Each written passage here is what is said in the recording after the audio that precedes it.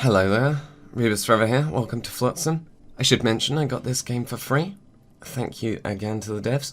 I actually thought this was a game best shown rather than reviewed at this point. The gameplay's there, but the performance can be a bit wearing at times. But it's pretty early days, and it's also not what I thought it was going to be, so I figure it might also not be what you might have thought it was going to be, unless you read the store page more than me. So I basically thought it was going to be like Banished, but in water. And it sort of is, but also sort of isn't. It's a much smaller scale operation. Thus far in the furthest playthrough that I've played, I only had about 10 people. Maybe you end up with like massive huge villages, but I also suspect that there's a chance that maybe you won't. As you play, you complete a mission. My last mission was back there. This is the mission that I'm currently on. And you have choices that you can take. The paths with a sail on them are paths that you can take for free, relatively speaking, assuming there's wind, which there is. Whereas the other paths require the consumption of some oil. And I've only got 3 of those, so wherever possible I'm going to take a free route. You can pick your route, as I said. This one features some villages, so I could increase the size of my town. And this way features animals, which I'm curious about. I didn't pick this route before, so I'm going to pick this route this time. On we go. And then I'm going to pause time quickly. So, this is my sort of town, doodah, whatever you want to call it. There's no moving about once you're in your zone. You're basically in a race against time, in the form of one resource being more limited than the others, trying to clear the map of as many resources as possible before you need to move on because you run out of food or you run out of wood to help with the desalination of the water. Needing to burn wood to help purify water is a bit of a burden on the old resources and the time. I'm going to be trying to spam these solar steels in the hope that that will enable me to have an economy that avoids burning all of my wood via the distiller here. My workshop's currently turning all of the wood that I recover into firewood, which is a bit of a nuisance. If I can cut down on the need to consume all of the wood that I'm producing or recovering from the sea, then I can spend more of my time recovering other resources. That's my plan anyway. At the moment though, my main pressing issue is the lack of food. So whilst the game is paused, I'm going to be placing down some food boys.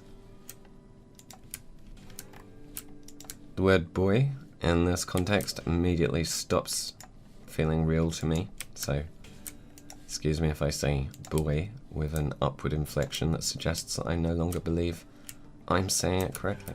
And I am low on plastic as well. That said, I'm low on wood as well, so I'll just put a scavenger boy here. Make that as large as is possible. And unpause. Each of the maps tends to contain a few points of interest. Here we have a seagull nest. I intend to rescue that. And we have seaweed covered rocks. There's a bunch of seaweed. Excellent, that'll come in super handy, not that I know what for. And a load of metal. That will come in useful. So again, as I stated, this isn't quite like Banished. I've got a much smaller population, currently only 5 people. And these are their humble accommodations. I've got 5 beds. Yes, I have 5 beds. Excellent. They're called houses, but they are clearly visually just beds. This is the town heart, where you store goods, but you can also build auxiliary storage yards and decide what is stored in each of those places. For efficiency's sake, we have completely run out of food now. Are any fishing boats out? I have 2 fishing boats, and one of them's off fishing, so that's a yes. Hopefully I won't have anyone die. Just going to have a quick look at my villager's needs. No one looks critical. In the screen you've also got the option to optimize different drifters for different tasks, which is also handy. I didn't realize that screen existed initially, and I found my drifters very rarely doing what I needed them to do. Okay, now we have some fish. I wish he'd unload a little bit faster.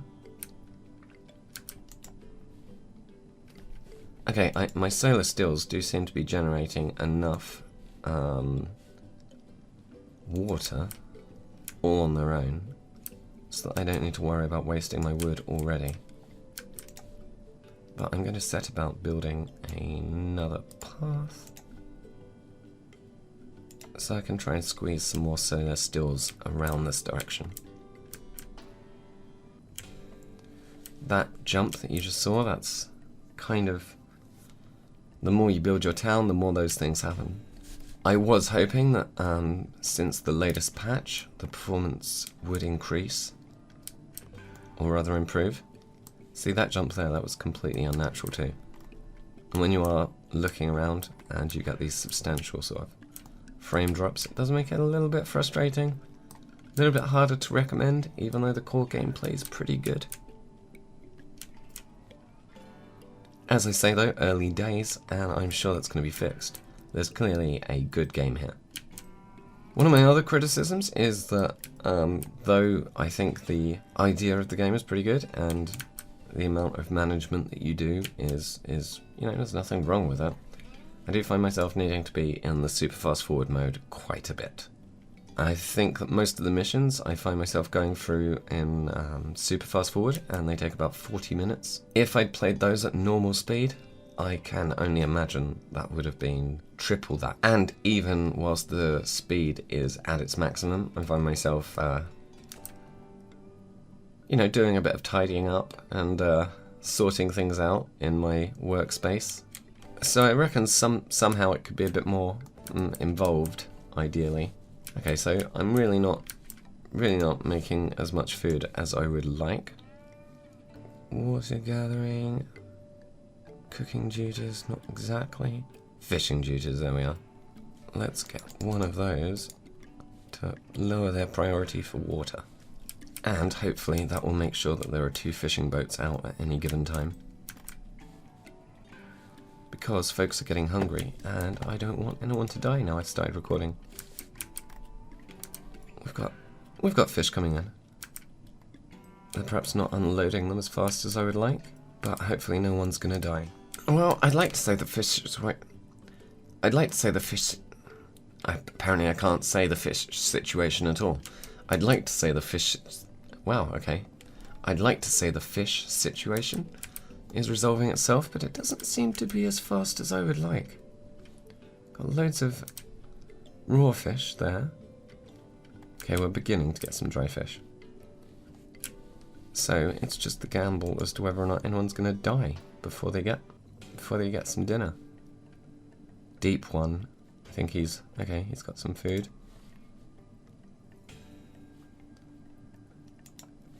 Oil Feather is in a precarious situation, but it should sort itself out now I've got fish on drying racks.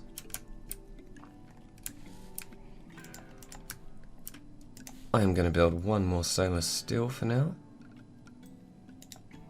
and that should just keep my water production at a stable level with a slight surplus. Superb! I have complete freedom from my distiller for now. That means that my people only really need to worry about fishing and scavenging instead of also creating firewood and then boiling water to make clean water. Well, even if my food situation doesn't look stabilized just yet, I think I can look into scavenging from the islands, although both my salvage boats are pretty full up.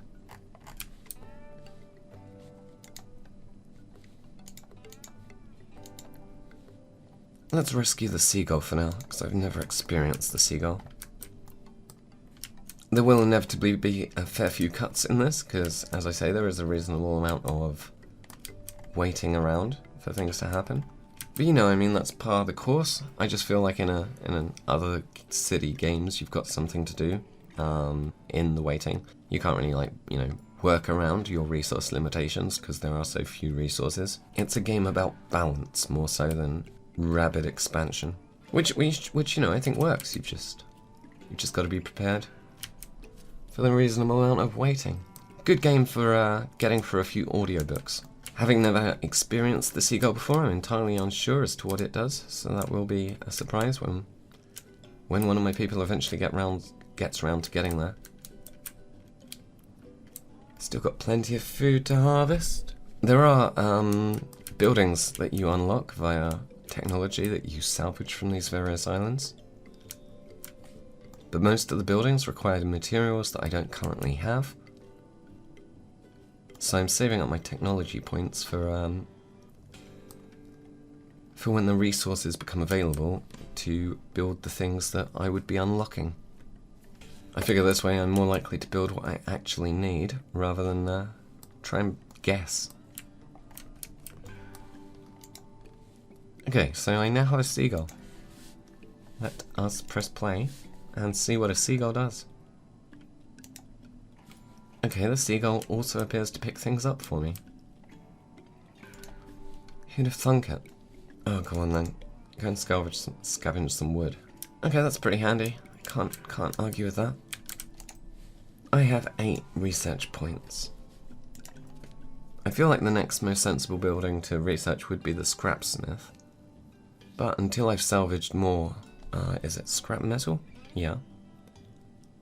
I'm not entirely sure I see the point. Everything seems to require a resource that I don't currently have, or something that I need a building I also don't have to produce the finished good. So most of them require pipes or screws, which I will need, but since I can't even build this because I don't have any metal scrap, or only one, that does seem a bit pointless. But then again, I'm going to be getting some metal scrap on this mission, I think, from here. Yes. So I think that'll be the one.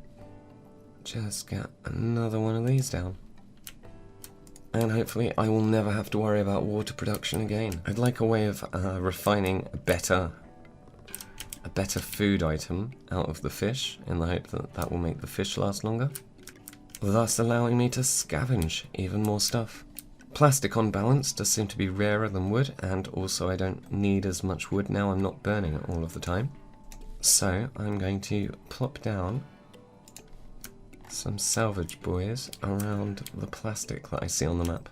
So hopefully through the technologies you will be able to enhance your self-sustainability, but this is only like the 3rd island or 3rd patch of ocean that I've visited on this playthrough, so you can regard this as early days. I think there's only one more area where we have fish, so food is going to be the pressing concern on this map, so it's definitely good to make sure that I harvest all of this scrap before my food runs out. I think I might need to get a bed for the seagull. Well, I'm sure that's not going to end up covered in crap. I regret not getting the seagull. He's a helpful little fellow. And I think that's the first time I've ever said that about a seagull in my entire life. Perhaps the first time anyone's ever said that about a seagull. But you know, he's helping me salvage stuff that's further away than I'd like to send my boats for the sake of speed. How much food is left there? Yeah, 15. Still plenty. So 3.5 food reserves. I'm not entirely sure what that means, because we don't really have days. But I have to say, the thing I do like about this is that it does have that sense of progression that you get from a village building game, because you go from level to level with the same town. In a game like Anno or something, if you get a really cool functioning economy, good town layouts and all of that jazz, the thought of starting another map can sometimes leave me feeling a little bit hollow. But obviously, the benefit is, in Anno you can learn from your mistakes on one map, and then when you play the next map, apply them. Whereas in Flotsam you have to drag all of your mistakes and regrets around with you for the rest of the campaign. It's basically a town builder with a Command and Conquer campaign style structure. Though even there you'd have to rebuild your base and rebuild your army. Well, I am running out of food on my island. I've run out of food on this map, and I have yet to salvage everything that there is to be salvaged. There we go, that's one more thing successfully salvaged. I have 3.5 food. I know not what that means, but at least the seagull's got a bed now. Hey. Okay, well I think that's a good time to cut that off before it becomes extraordinarily long. I do intend to cover the game with a review as more content comes out. The performance drops are the thing that makes me want to put this game on hold for a little while until it's a little bit more polished, but I'm definitely excited to see where it goes. So once again, thanks for watching, and thanks to the dev, and thanks to anyone that shares my content, does a like or leaves some sort of comment.